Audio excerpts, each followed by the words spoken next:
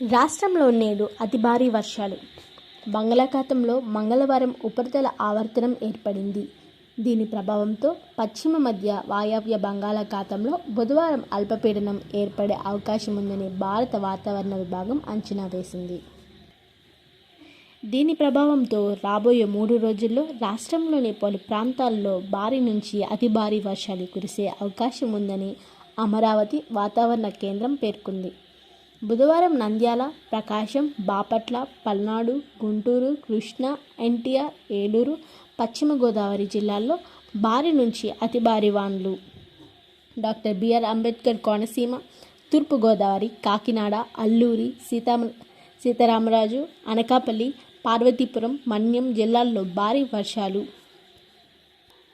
పడవచ్చని వివరించింది. గురువారం ప్రకాశం, పల్నాడు, బాపట్ల, గుంటూరు జిల్లాల్లో భారీ నుంచి అతి భారీ వర్షాలు, అనంతపురం, కర్నూలు, నంద్యాల, వైఎస్ఆర్ కడప, శ్రీ పొట్టి శ్రీరాములు, నెల్లూరు, కృష్ణా, ఎన్టీఆర్, పశ్చిమ గోదావరి, తూర్పుగోదావరి, డాక్టర్ బిఆర్ అంబేద్కర్ కోనసీమ, అల్లూరి సీతారామరాజు జిల్లాల్లో భారీ వర్షాలు కురుస్తాయని చెప్పింది. సముద్రం అలజడిగా మారనున్న నేపథ్యంలో బుధవారం నుంచి శనివారం వరకు మత్స్యకారులు వేటకు వెళ్లరాదని అధికారులు సూచించారు. మంగళవారం శ్రీ పొట్టి శ్రీరాములు, నెల్లూరు, కాకినాడ, అల్లూరి సీతారామరాజు, వైఎస్ఆర్ కడప, ప్రకాశం తదితర జిల్లాల్లో వానలు పడ్డాయి.